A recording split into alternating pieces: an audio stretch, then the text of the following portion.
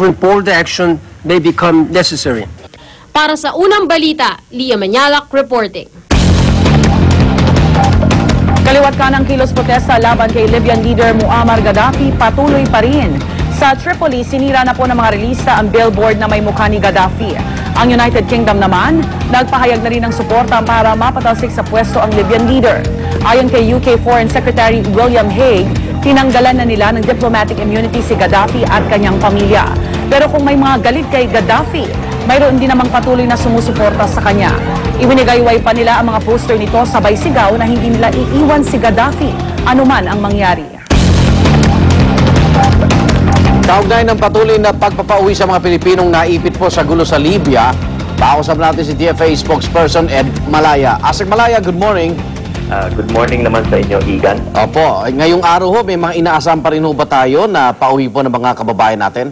Ay padami po yung mga nakakauwi sa mga kababayan natin dahil nga po nakaka-alarma yung mga nangyayari sa Libya. At gusto ko lang pong banggitin na yung DFA ay nasa full relocation and repatriation mode. Kaya mismo nga ang ating kalihim Albert Del Rosario ay tumulak pumunta sa Tunisia at tumating siya doon nung Sabado. At karireport lang po ng mga kasamahan niya about 6 hours ago. Anong balita daw po, Asek? Punta po siya diretso, nakarating sa Tripoli. Hindi po maasahan ito, ngunit yung team niya ay dumiretso ng Tripoli, magsimula sa border ng Libya at Tunisia. At nilikom po niya yung mga kababayan natin doon. Dumating siya ng Tripoli mismo mga alas 11 ng umaga kahapon. At may dala po siya na 400 OFWs patungo sa border ng Tunisia at nakatawid na po sila bago sumapit yung dilim sa Tunisia. Kasama niyang uwi rito yan, Asek? Tama po yan. Kailan po? Oo. Mayroon sila pong convoy na mga 55 vans at buses. Ito po yung mga sinakyan ng ating mga kababayan. At meron pong naiwan pa silang 150 na mga Pilipino doon dahil kulang na po yung sasakyang available. Pero po, yung 150 na yon ay naka-schedule na balikan at i-evacuate din po sa Tunisian border at magsimula doon may another set of vehicles na magdadala sa kanila sa lungsod ng Jerba sa Tunisia. Okay, anong tulong pa may bibigay ng gobyerno sa mga nagbalik uwi na yan na OFW, Asek? Pagdating dito, pagdating dito po, ang OWA ang magsasalubong sa kanila kasama yung ating mga kababayan at may mga programa po yung OWA para sa kanila, including reintegration services, may microloans and all the others. Ang DFA po ay naka-full court press, ika nga, nagpadala muli tayo ng 20 personnel dinistribute sa Tunisia, sa Egypt, sa Malta at saka sa Crete. At may arrangements na po sinasagawa, malamang makukonclude ngayon ng ferries na magagaling ng Greece para pick upin naman yung mga kababayan na natin na nasa Benghazi. Okay. Asek, maraming salamat po at good luck po. Maraming salamat naman. Asek Ed Malaya, tagapagsalita ng Department of Foreign Affairs. Samantala, bilang ng mga namatay sa lindol sa Christchurch, New Zealand, umabot na sa 146. Pero mga kaanak ng mga nawawalang Pinoy, buo pa rin ang pag-asang masasagip ang kanilang mga mahal sa buhay. Narito ang report. Patuloy ang paghahanap sa may 200 nawawala sa Christchurch, New Zealand. Pagkatapos itong yanigin ng magnitude 6.3 na lindol nitong nakaraang linggo. namigay ng pagkain at tubig sa mga residenteng walang naisalba mula sa killer quake.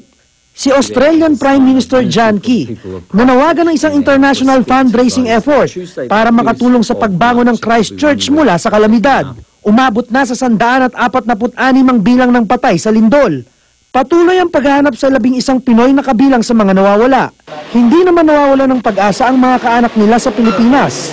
Tulad ni Jovi Francisco, ina ni Jewel Francisco na pinaniniwalaang natabunan ng guho sa Christchurch. Tinawagan daw siya ng mga otoridad mula New Zealand at nakiusap siya sa mga ito na huwag ititigil ang rescue operations. Malakas ang faith namin dito lahat. Wala kami nararamdaman na wala pa siya. Sabi ko, don't stop rescuing, just don't stop. They're alive. They are just waiting for you. Nais daw niyang tumulak patungong New Zealand, pero hinihintay pa raw niya ang mapagpasyahan ng pamilya ng iba pang Pinoy na nawawala roon. Kung pwede nga lang pakiusap ko, sabi ko, dadalhin ko yung aso ng anak ko. Kaya niyang hanapin yung amo niya kasi kaya pwedeng, baka pwede isama ko o madali niya mahanap si Jewel. Sa kabila ng pinagdaraan ng pagsubok, humuhugot daw si Aling Jovi ng lakas mula sa panalangin ng mga kaibigan at iba pang nagmamalasakit kay Jewel. Yung overwhelming talaga, hindi lang dito sa Pilipinas, pati sa Singapore, sa India, yung mga kaibigan ng kaibigan, mahalalain na iba hindi ko kilala. Kaya yan dahil nasa dami na nagdadasal. Para sa unang balita, Dante Perello, reporting. Makausap po natin si Consul General Marcos Punsalang ng Philippine Embassy sa Wellington. Consul General Punsalang, good morning po. Good morning sa mga kababayan natin dyan. Ano pong update na sa lagay ng mga kababayan natin dyan sa New Zealand? Ilan pa ho ang pinaniniwalaang natrap sa guho? Well, we lowered the number of estimated Filipinos who were lost or were missing. From 12, it became 11. Okay, 11 na lang po ang hinahanap. Oo. Kamusta na ho ba ang sitwasyon? Ni-resume ho ba ang rescue operations o recovery operations na ho talaga? Well, the last news is it's in the CTV site. It's a recovery and search and rescue operation. Okay, nakakita pa ho ba tayo, Consul General, ng magandang balita mula sa mga rescuer? They're not revealing any information as to if there are any bodies that have been recovered, no? But what we have is 147 bodies have been recovered. So that's the sum total from all sites. And another 50 are missing. And 75 have been rescued. Yes. Yung sinasabi niyong 11, yung 11 pong katao na yon sa CTV building ho, pinaniniwala ang na-trap. That's right. Okay. Just in case may mga ma-recover pong mga katawan, paano ho i-identify yon? May mga ililipad ho ba tayong mga kamag-anak para ma-identify ho yung mga mare-recover, Consul General? Okay. Yung New Zealand Police are asking for information which would help us identify the remains, no? Part of this is the fingerprints, and we already requested the fingerprints of the missing from the NBI sa atin. The NBI will provide these fingerprints to Interpol, and Interpol will contact their branch here, and they'll give it to the New Zealand Police. Yes, Consul General, are you considering sending the relatives to New Zealand? Well, for now, we're kind of discouraging it because we still do not the identities of the 11 Filipinos have not yet been verified. Now, the reason we're discouraging this is it could take a while before they're identified, and if they come here now, and they'll have nothing to do, and the wait could be very agonizing, no? Another thing is also possible logistics problems, although the Filipino community are very willing to help them and take them in. Yes. But the school and the insurance provider, although they did say that they will provide funding for these resources, we don't know how long this will be. Okay. Yes. So it's better to play safe that they can come here when the remains have already been identified. So at least we know that there are adequate enough resources to sustain them while they're here. Para naman po sa mga kababayan natin na nandyan sa New Zealand, ano ho ba ang tulong na naiaabot sa kanya ng embahada? Well, right now we convened the Filipino community yesterday. We had a meeting. We're also rendering support to the parents of some of the missing who came here. We already have arranged for their accommodation, and also being nearby for moral support if they need it. Yes. We also, on our own, the Philippine Embassy, also we provided food, canned goods to those Filipinos who need them. We also provided water purification tablets and also other kinds of Filipino foods to them. May mga Pilipino ho ba na gustong umuwi mula New Zealand papuntang Pilipinas? There are some Filipinos who want to go home. We are also helping them in this regard because some of them they cannot find their passports. Okay. Like the passports are with immigration right now, and I think it's difficult to contact immigration. Understandable given the circumstances. So we can actually issue them travel documents for one-way travel to the Philippines. Consul General, overall po, kamusta na ho? Ilang porsyento na ho yung nababalik na sa supply ng kuryente, tubig, medyo nagno-normalize na rin ho ba ang sitwasyon dyan kahit papaano? Yes, it's already 80% for water and electricity have been restored. Okay, Alright, Consul General Punsalang, maraming salamat po sa inyo. Magandang umaga po. You're welcome. Thank you very much.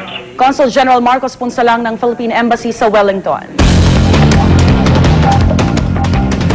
Tinaguriang EDSA Run, nilahukan ng daang-daang runner at kabilang sa mga tumakbo sa fundraising event ang Philippine football team na Ascals.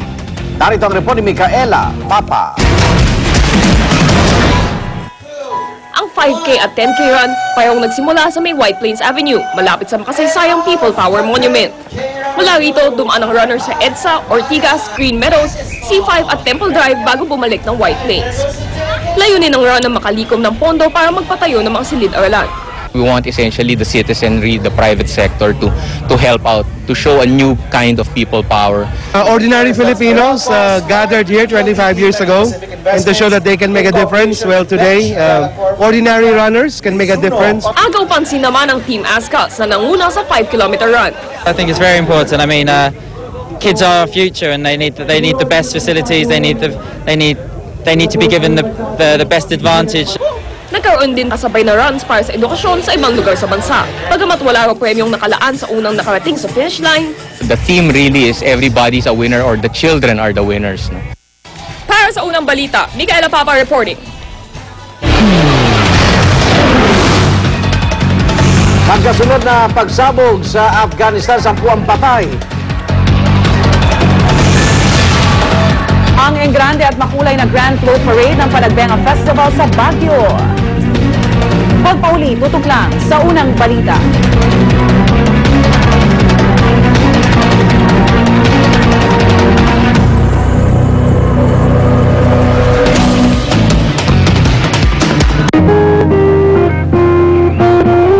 Paano ba nabubuhay ang isang kanta? Ang silang langit at lupa.